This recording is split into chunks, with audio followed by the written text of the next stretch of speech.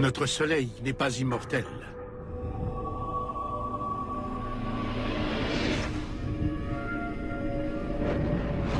Dans quelques milliards d'années, il se métamorphosera.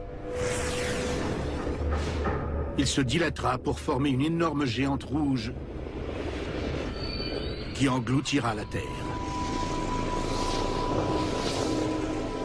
La race humaine sera éteinte depuis longtemps déjà. Mais qu'adviendrait-il de nous si cela se produisait maintenant, de notre vivant?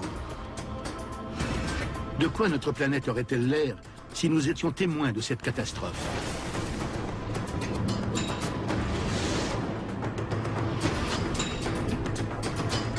Il s'agit d'un monde quasi impossible à concevoir.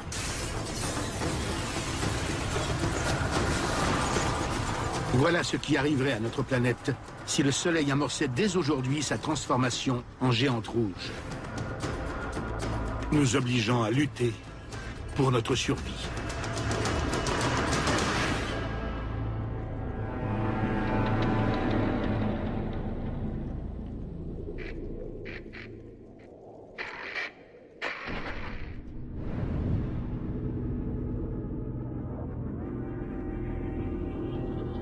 L'étoile la plus proche de la Terre est une gigantesque boule de gaz rougeoyante située à 1,3 million de kilomètres.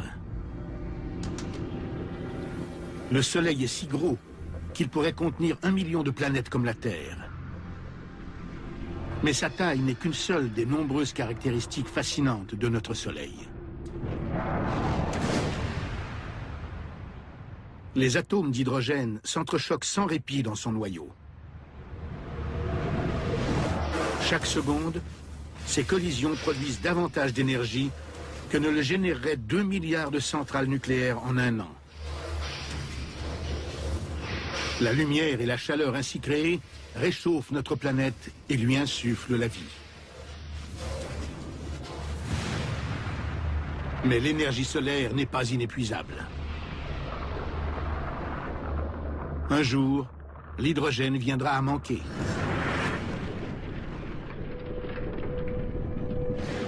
L'être humain aura disparu depuis longtemps. L'espérance de vie du Soleil se calcule en milliards d'années. Mais si nous y étions, si notre planète, avec ses villes et sa population, assistait au vieillissement précoce et rapide du Soleil,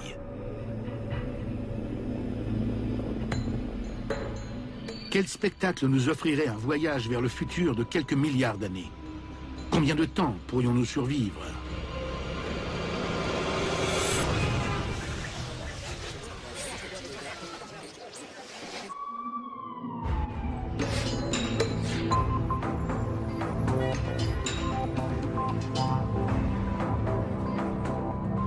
Faisons l'exercice comme si la catastrophe se produisait aujourd'hui.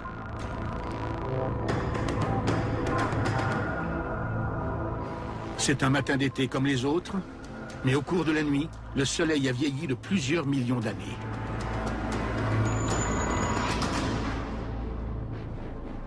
La planète est inondée de lumière et de chaleur.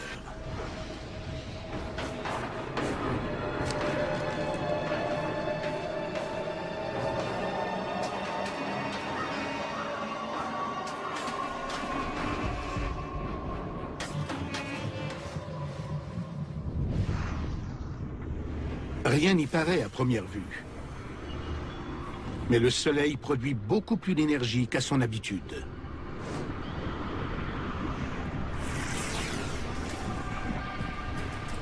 En consumant l'hydrogène qui lui fournit son énergie, le noyau du Soleil devient de plus en plus petit. À mesure que la quantité d'hydrogène diminue, le noyau se comprime. Et comme des balles en caoutchouc qui rebondissent dans une boîte qui rétrécit peu à peu, la pression s'intensifie en augmentant la fréquence des collisions d'atomes d'hydrogène.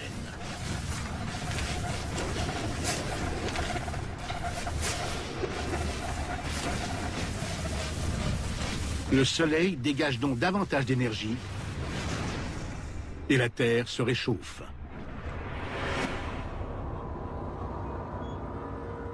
La population de Manhattan devra supporter des températures pouvant dépasser les 55 degrés Celsius.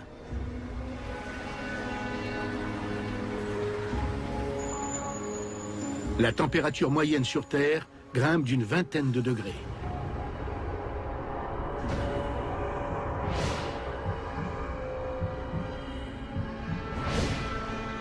Dans certaines villes d'Australie et d'Asie, la température atteint plus de 60 degrés. De l'Égypte à l'Angleterre, aucun coin de la planète n'est épargné.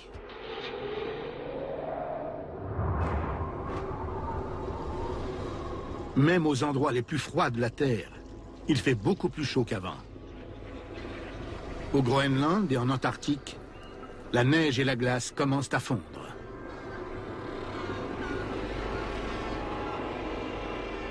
Ces perturbations affecteront le monde entier.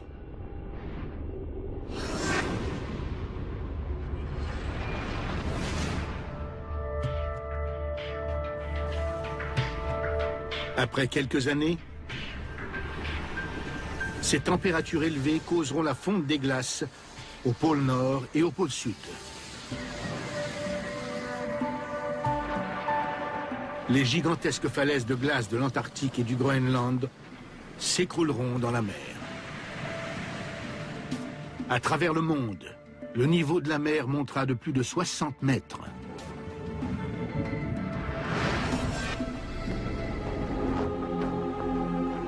La planète sera dévastée. Manhattan sera submergée, tout comme les villes côtières des 4 coins du globe. San Francisco, Los Angeles, Miami et la plus grande partie de la Floride disparaîtront.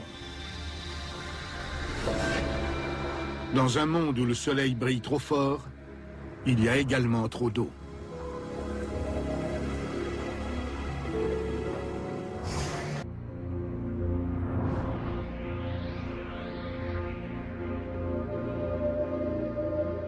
Au cours de son existence, le Soleil finira par brûler tout l'hydrogène qui lui fournit son énergie.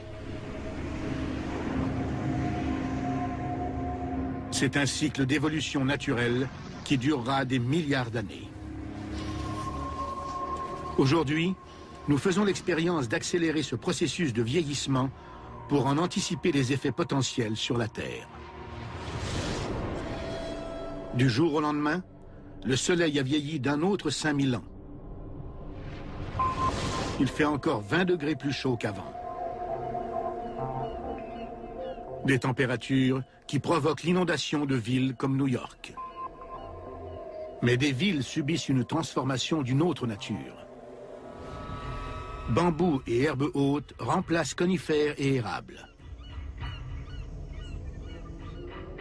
Si ces conditions persistent, la végétation de villes comme Chicago et Toronto sera aussi luxuriante que celle de l'Asie du Sud-Est.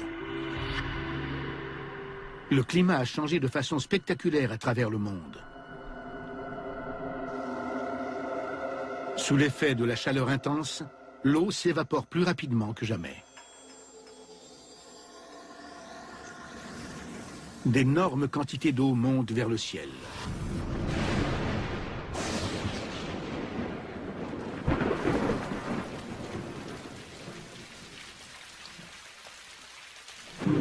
Des tempêtes tropicales s'abattent sur la planète. Mais même s'il y a de l'eau à profusion, la pluie contribue à la mort de certains végétaux. C'est dans les montagnes qu'on y trouve une partie de l'explication. Ici, les pluies torrentielles provoquent une érosion accélérée.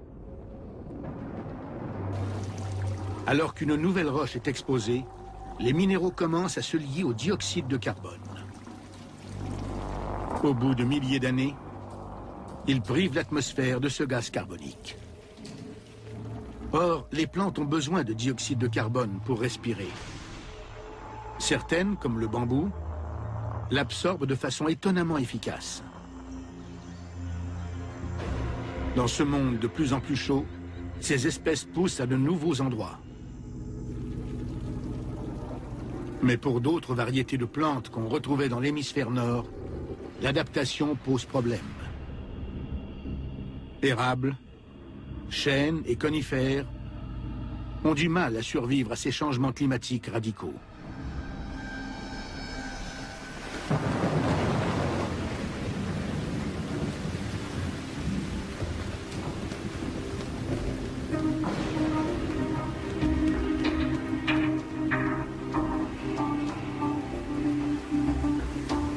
La pluie qui s'abat sur la planète en la transformant devrait également nous refroidir.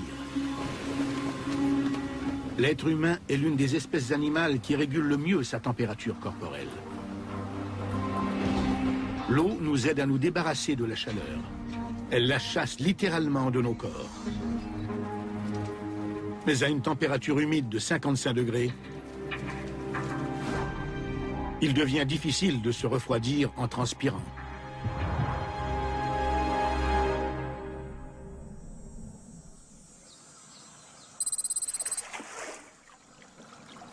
Afin de survivre dans un monde aussi hostile, une migration massive a lieu vers les campagnes, où les températures sont légèrement plus fraîches. Ces pommiers s'adaptent mal aux nouvelles conditions climatiques. Il fait tout simplement trop chaud, les pommes ne poussent plus. Et même si elles poussaient, les gens auraient bien du mal à les cueillir. Travailler sous une chaleur aussi intense fait instantanément grimper la température corporelle à des degrés dangereux.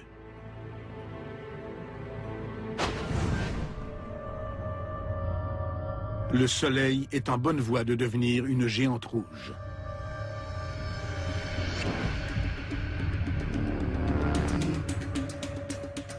Mais avant d'en arriver là, la chaleur augmentera encore. D'ici peu, les humains seront rayés de la surface de la Terre. Voici un monde où le Soleil en est déjà aux 2/3 de sa vie. En réalité, il s'écoulera 3 milliards d'années avant que ça ne se produise. Mais au fin de cette expérience, le processus du vieillissement du Soleil a été accéléré pour voir quels effets aurait cet astre plus âgé sur la Terre. Le noyau du Soleil se constitue en majeure partie d'hydrogène. Aujourd'hui, il en contient beaucoup moins. Mais malgré la diminution de la quantité d'hydrogène, le Soleil est plus chaud que jamais. Au fur et à mesure de ce phénomène, ces couches externes exercent une pression grandissante, ce qui force l'hydrogène restant à fusionner de plus en plus rapidement. C'est un cycle voué à l'échec qui prendra fin avec l'extinction du Soleil.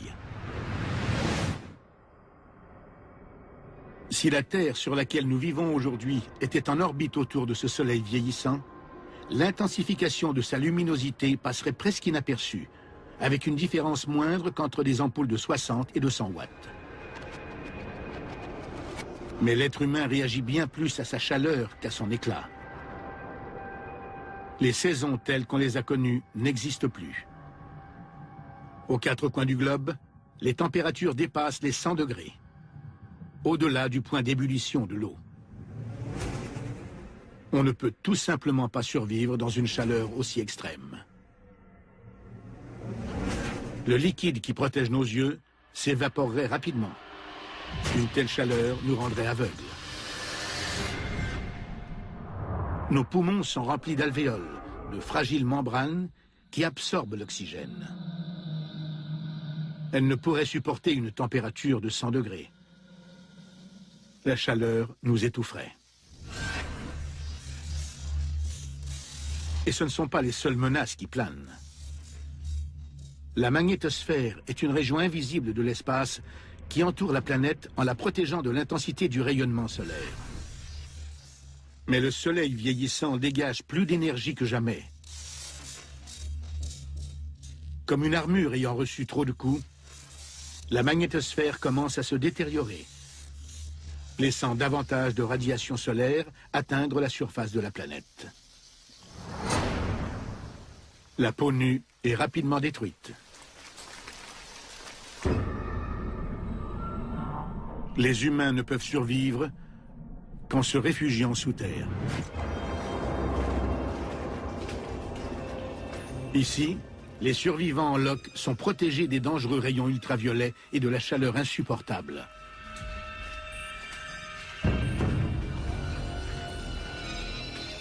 Mais ils ne doivent pas se terrer trop profondément. La température grimpe de 8 degrés Celsius dès qu'ils franchissent 300 mètres de profondeur.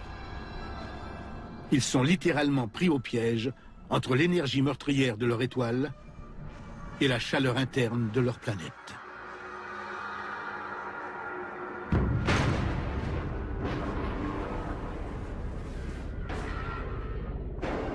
Ceux qui souhaitent explorer la surface doivent se protéger. Des combinaisons spatiales sont modifiées pour l'occasion. Conçues pour résister à la chaleur brûlante du Soleil, ces combinaisons sont munies de leur propre système de refroidissement et d'un dispositif d'alimentation en oxygène.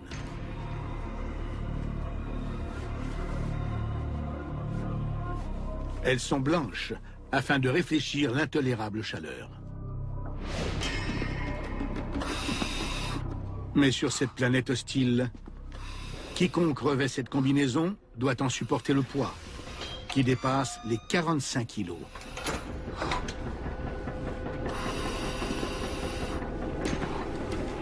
C'est le seul moyen de survivre à la surface de la Terre. Le spectacle qui s'offre aux plus audacieux est complètement différent de tout ce qu'ils ont vu jusqu'à maintenant.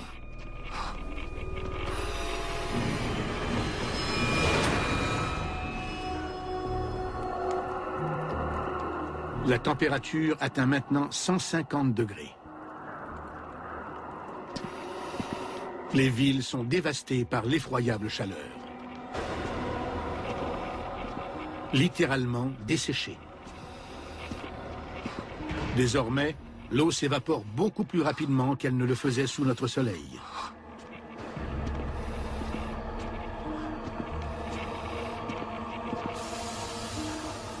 Le niveau de l'eau chute partout à travers le monde.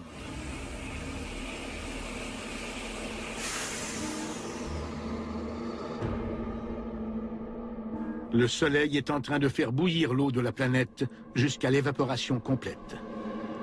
La surface de la Terre est brûlante comme la plaque d'une cuisinière. Manhattan n'est plus une île, mais une ville située sur une colline aride, tandis que l'eau de la planète se transforme en vapeur.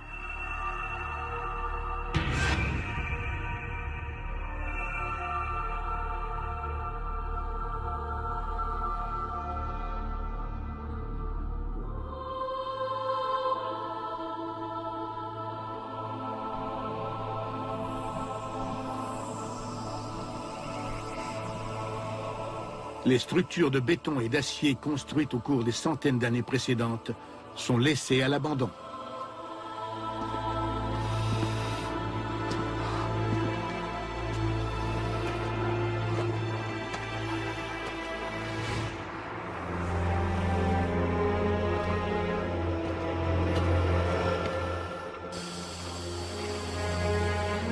Même l'eau emmagasinée à l'abri dans les égouts commence à s'évaporer.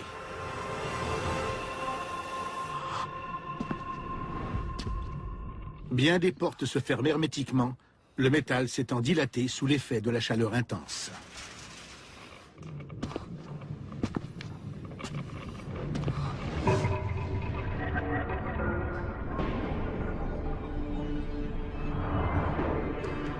L'eau exposée à l'air libre s'évapore, mais il est encore possible de trouver de l'eau embouteillée. Les lois de la physique expliquent le phénomène. Tandis que l'eau chauffe, la pression augmente à l'intérieur de la bouteille. Or, cette pression accrue élève le point d'ébullition de l'eau. Même à une température de 150 degrés, cette eau ne bout pas. Pas encore. Les canettes de boissons gazeuses connaissent un sort différent. Une chaleur incroyable se répand dans les canettes. Ce faisant, le CO2, le gaz responsable du pétillement, est expulsé du liquide. Le gaz contenu à l'intérieur s'accumule et la pression devient trop forte.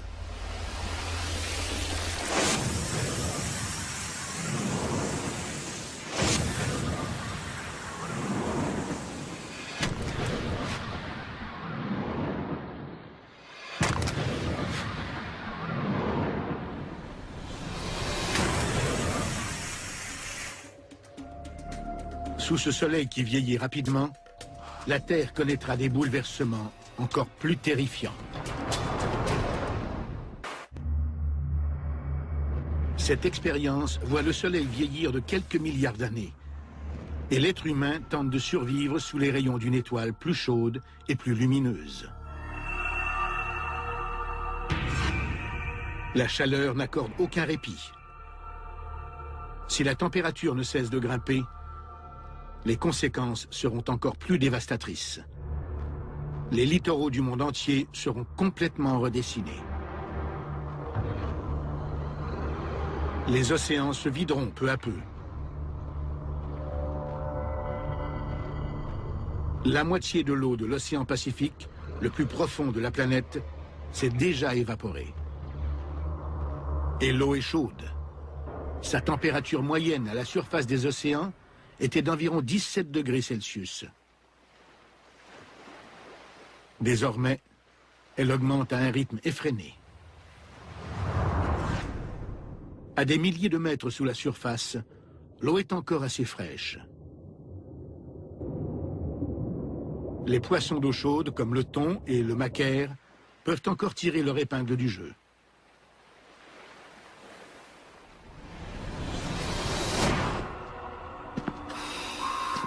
Tandis que d'énormes quantités d'eau montent vers le ciel, le climat de la Terre poursuit sa transformation.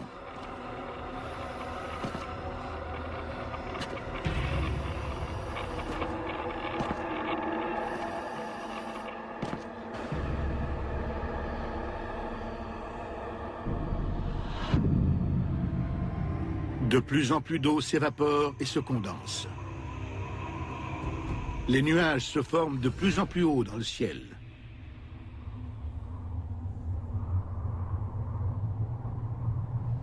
À mesure qu'un soleil intense réchauffe la planète, de violentes tempêtes se multiplient.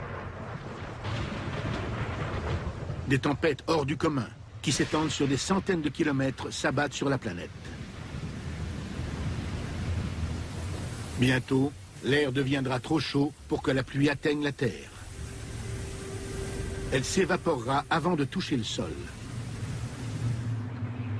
Pour le moment, les énormes bandes de nuages réfléchissent une partie de la chaleur du soleil. Mais rien ne peut enrayer l'augmentation incessante de la température sur Terre. Les déserts envahissent la planète entière. Même les bambous et les herbes, qui poussaient malgré une chaleur intense, ne tiennent plus le coup.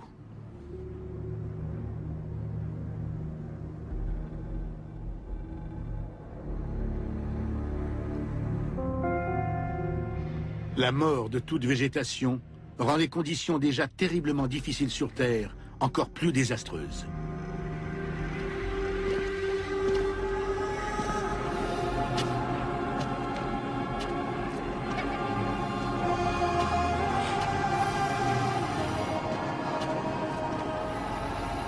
Les plantes et les animaux périssent. Ce faisant, ils émettent du dioxyde de carbone et de la vapeur d'eau dans le ciel.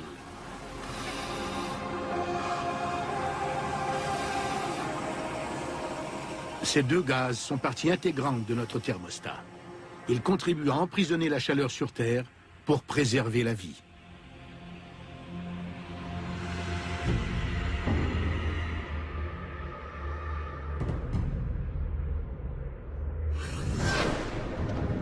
Mais aujourd'hui, tandis que les plantes et les animaux pourrissent et que l'eau s'évapore à un rythme affolant, il se crée un grave effet de serre. Trop de dioxyde de carbone et d'eau se répandent dans l'atmosphère.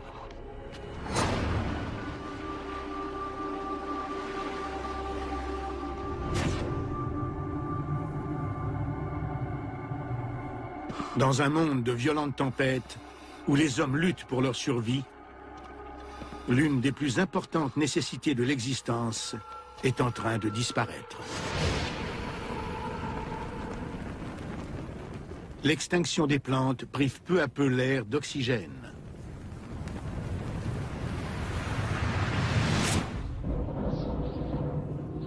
En temps normal, l'air est constitué de 20% d'oxygène. Dans ces conditions, l'oxygène descend sous la barre des 10%.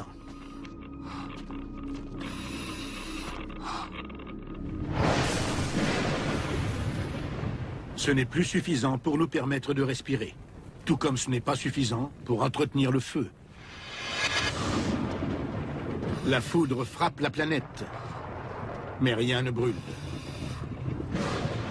Pour le moment, même si la foudre se déchaîne, nos édifices résistent. Mais le pire est encore à venir. Ce qu'il reste de notre planète plongera dans une désolation encore plus grande.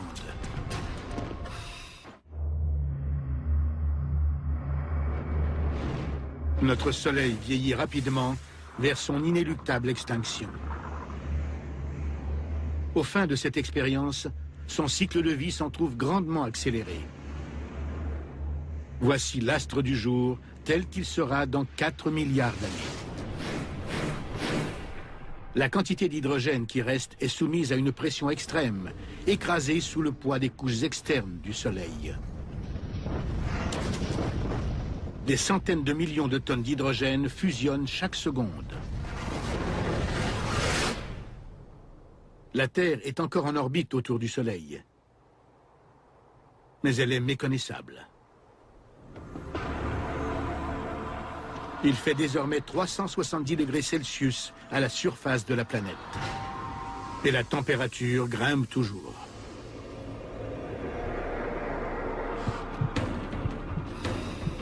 Il est impossible d'y survivre.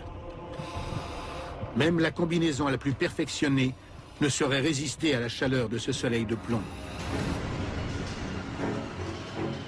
L'homme ne peut pas davantage survivre sous terre. À ces températures, on assiste à l'extinction de toute vie humaine.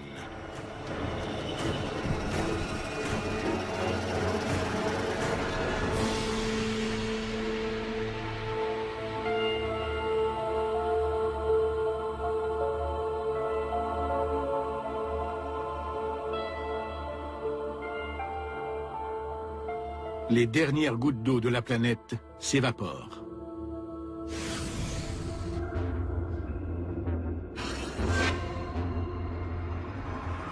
Les océans se transforment en vastes déserts salés, sans la moindre parcelle de vie.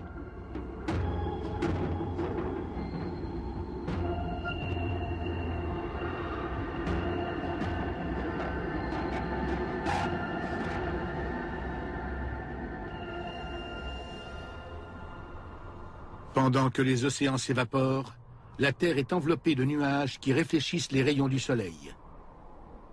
Mais la planète ne se refroidit pas pour autant. Les nuits d'été nuageuses sont plus chaudes que les nuits claires. Et la chaleur demeure prisonnière sous cette enveloppe gazeuse. Mais le problème ne se résume pas qu'à la chaleur. La pression atmosphérique est désormais 270 fois plus élevée qu'elle ne l'était. Si les humains étaient encore présents sur la planète, ils auraient l'impression que chaque centimètre carré de leur corps est écrasé sous le poids de milliers de kilogrammes. Même les contenants sous pression sont détruits par l'atmosphère oppressante de la Terre. Par contre, les liquides hautement volatiles comme le propane et l'essence ne s'enflamment toujours pas. Il n'y a pas suffisamment d'oxygène pour alimenter le feu.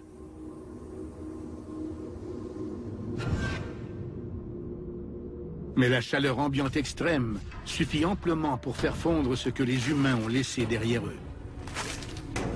Le polyester et le plastique ne sont plus que des masses de matière fondue. Les températures extrêmes entraînent également la destruction de toute structure de béton. L'eau entre dans la composition du béton aux étapes du mélange et du coulage. Sous une chaleur de plus de 370 degrés, cette eau emprisonnée s'évapore de façon explosive, en cassant et en émiettant le béton. À l'intérieur, La barre d'armature qui donne sa solidité au béton se dilate elle aussi sous l'effet de la chaleur. Avec l'évaporation de l'humidité, le mélange devient explosif.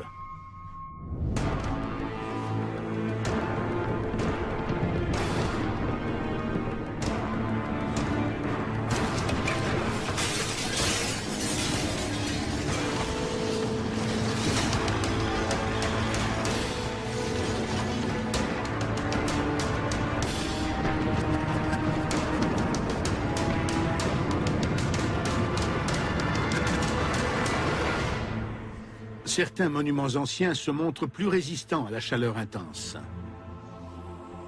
Même une température de 370 degrés ne parvient pas à endommager le calcaire des pyramides.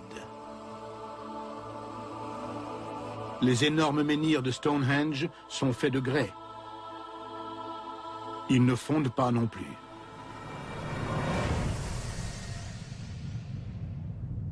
Mais ces températures inimaginables sont encore instables. En réalité, ces 370 degrés ne sont que la pointe de l'iceberg. La Terre connaîtra une chaleur encore plus dévorante. L'effet de serre s'aggrave. La température grimpe à 1300 degrés. Cette dernière augmentation phénoménale de température marque le début de la fin. Alors que la température sur Terre atteint son paroxysme, de plus en plus de vapeur d'eau entourant la planète s'échappe de l'atmosphère pour voyager dans l'espace. L'eau qui forme les nuages est bombardée par les rayons ultraviolets du Soleil. Ces rayons séparent l'hydrogène des molécules d'eau. L'hydrogène s'échappe dans l'espace, laissant l'oxygène derrière. Ce faisant, le monde se redessine. Environ 5% de la croûte terrestre est constituée de fer. Avec le retour de l'oxygène, le fer commence à rouiller. La planète prend une teinte rougeâtre.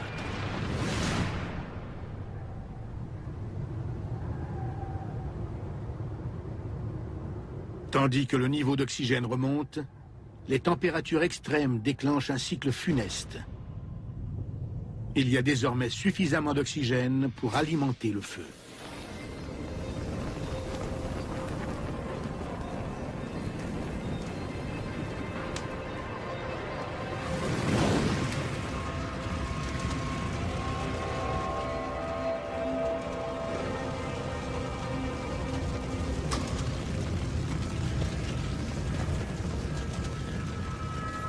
Tout ce qui avait résisté jusque-là est dévoré par les flammes.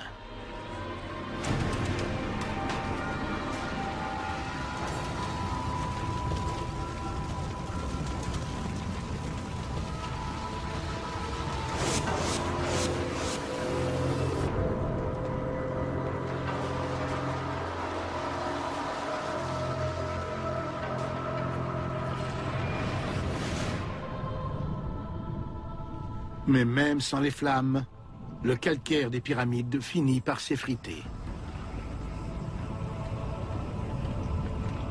Et le grès des menhirs de Stonehenge fond.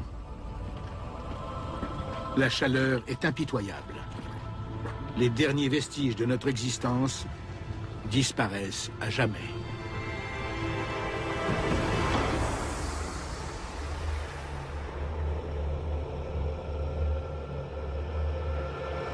La planète n'est plus qu'une vaste étendue de terre brûlée et de rouille. Le Soleil est 40% plus lumineux qu'il ne l'était. Et ce qu'il reste de la Terre est consumé par le feu.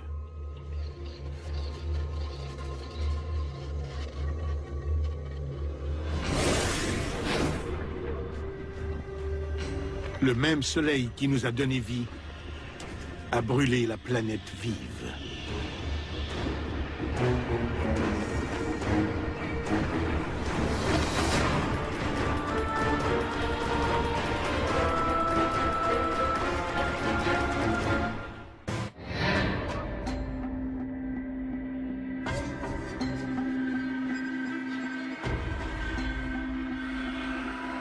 Voici à quoi risque de ressembler la Terre dans quelques milliards d'années, sous l'action du vieillissement du Soleil.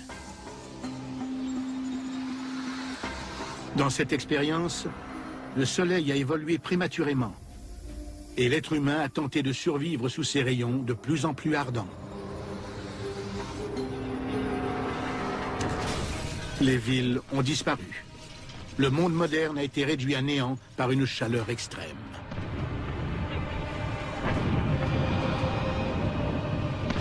Toute forme de vie sur la planète est désormais impossible.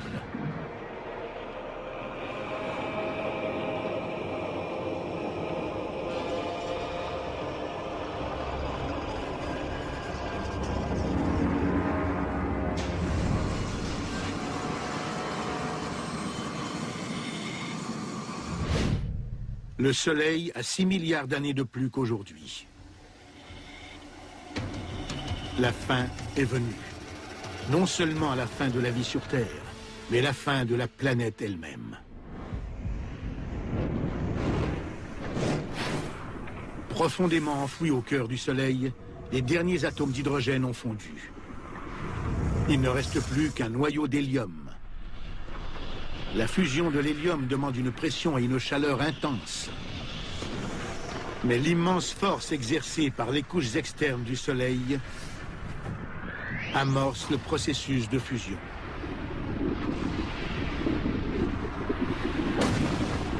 La terrible combustion propulse des parties du Soleil dans la galaxie.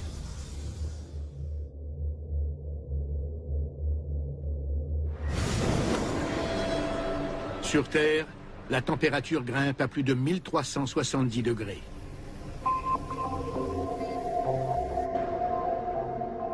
Il fait suffisamment chaud pour que les roches fondent. Pendant que la géante rouge continue de se dilater, la température de la Terre atteint 2000 degrés.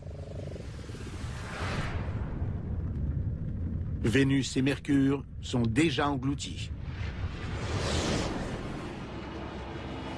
Le Soleil bouche entièrement l'horizon de ce qu'il reste de notre planète.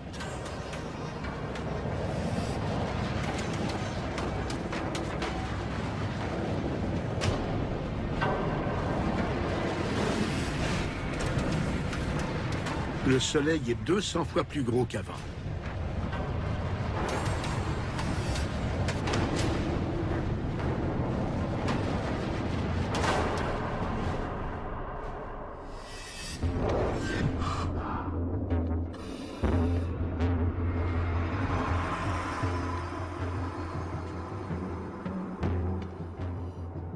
Pour être témoin de ce phénomène extraordinaire, il faudrait que les humains aient réussi à fuir la Terre pour l'observer de loin.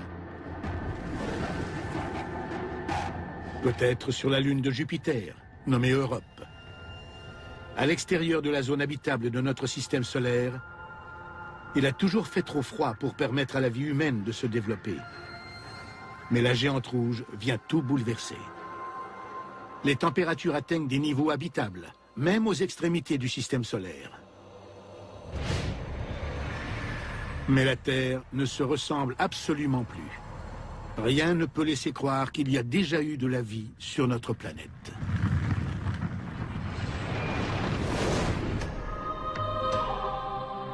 Et puis se joue le dernier acte. Les extrémités massives du Soleil ralentissent l'orbite de la Terre. Notre planète est une boule de feu qui brûle comme une météorite.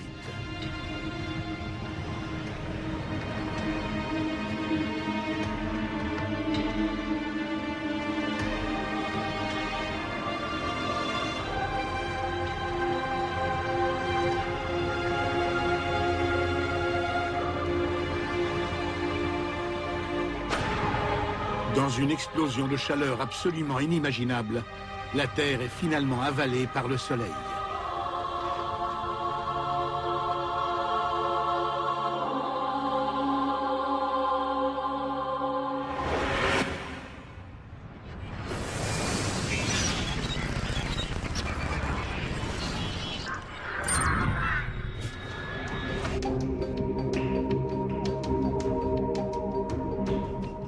Ainsi se conclut notre expérience.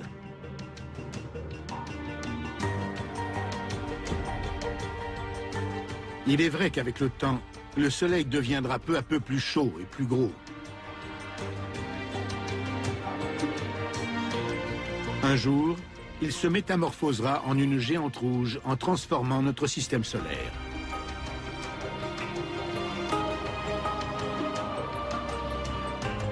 Il faudra des milliards d'années avant que tout cela ne se produise. Mais déjà aujourd'hui, notre survie et celle de notre planète dépendent d'un équilibre précaire. La Terre est juste assez chaude et juste assez éclairée pour que la vie s'y épanouisse. Aujourd'hui, comme par le passé, nous sommes à la merci du Soleil.